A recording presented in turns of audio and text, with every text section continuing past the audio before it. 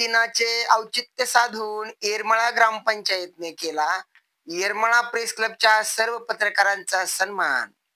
भागातील पत्रकाराला काम करताना जेव्हा समस्या येतात आणि काम करत असतात, प्रत्येक गोष्टीवर अडीअडचणीवर समस्येवर त्यांचा प्रकाश टाकण्याचा प्रयत्न करत असतात, ती खरं तर जे प्रोत्साहन मिळालं ते बाळशास्त्री जांभेकर या ग्रामीण भागातल्या जुन्या पत्रकारापासून, तेव्हापासून ही पत्रकारितेची चळवळ आजतागत महाराष्ट्रामध्ये व ग्रामीण भागामध्ये मोठ्या प्रमाणात अतिशय चांगल्या पद्धतीने चालू आहे।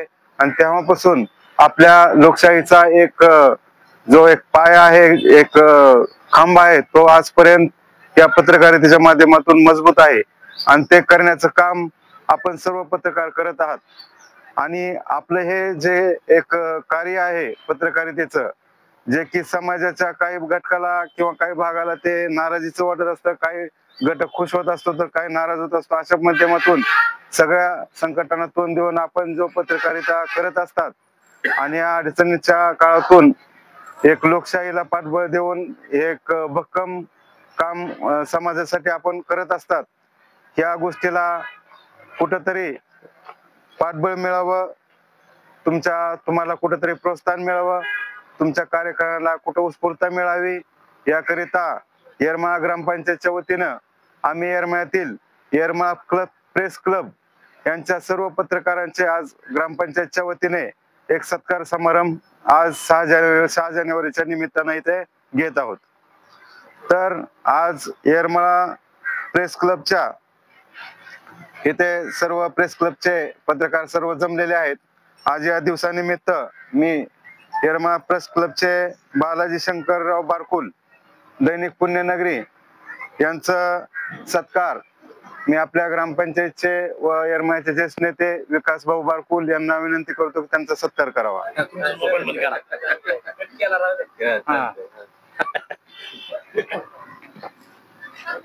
येरमाळ्याचे तत्पर पत्रकार, दैनिक जनप्रभाचे पत्रकार माननीय कुंदन भैया कांबळे यांचा सत्कार आमच्या ग्रामपंचायतचे ग्रामविकास अधिकारी हांडे साहेब हे यांचा सत्कार करतील।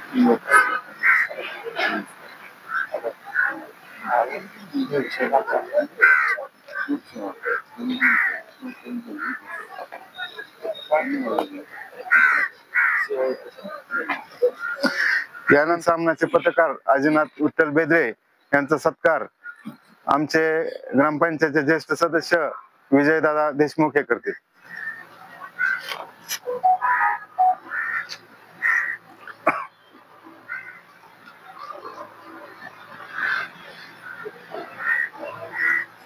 जनमतचे पत्रकार संदीप बारकुल यांचा सत्कार आमचे ज्येष्ठ मित्र भास्कर कासाईत हे सत्कार करतील।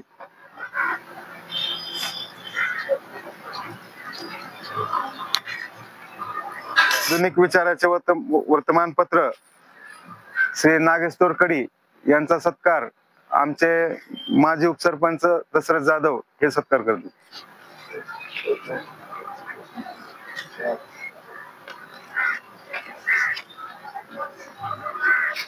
पूज्य नगरी व डिजिटल चॅनलचे नितीन बारकुल यांचा सत्कार आमचे ग्रामपंचायत सदस्य शंकर कांबळे हे सत्कार करतील।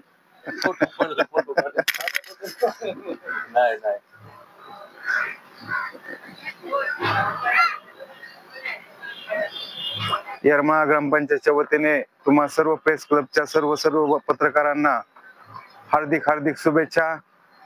आणि या येरमाळा ग्रामपंचायतच्या वतीने आज जो तुमच्यासाठी सत्कार समारंभ ठेवण्यात आला होता, त्या समारंभाला आपण सर्व प्रेस क्लबचे पत्रकार सदस्य उपस्थित राहिलात, याबद्दल येरमाळा ग्रामपंचायतच्या वतीने मी सर्वांचे हार्दिक आभार मानतो व कार्यक्रम संपला असे जाहीर करून आपण फोटो सेशनचा कार्यक्रम घ्यावा अशी विनंती करतो।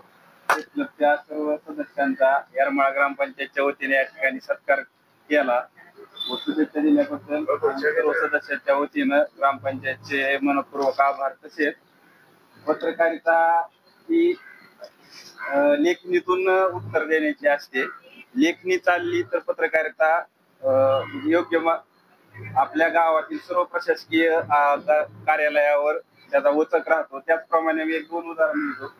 बाबासारखं आपल्या प्राथमिक शाळेमध्ये आमचं बाबाचं सारखं होतं त्यावर संभाषण.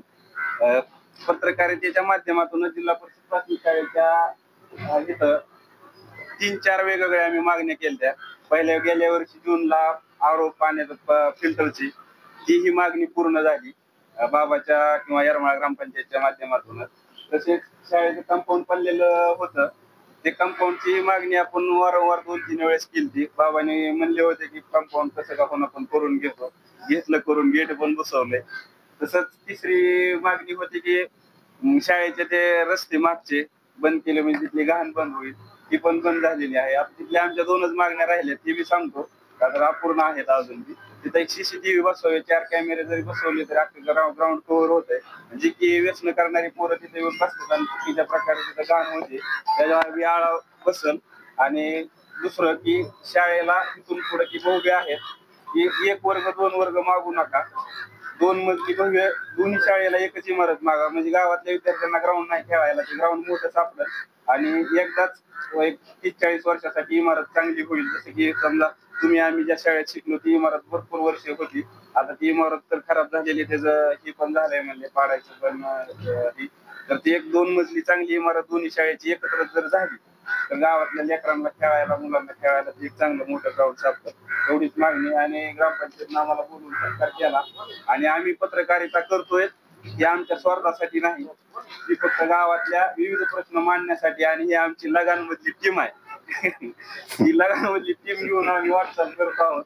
त्यामुळे आणि आम्हाला तुम्ही इथं बोलून शुभेच्छा किंवा सत्कार केला त्याबद्दल पुन्हा एकदा येरमाळा ग्रामपंचायत धन्यवाद मनपूर्वक आभार.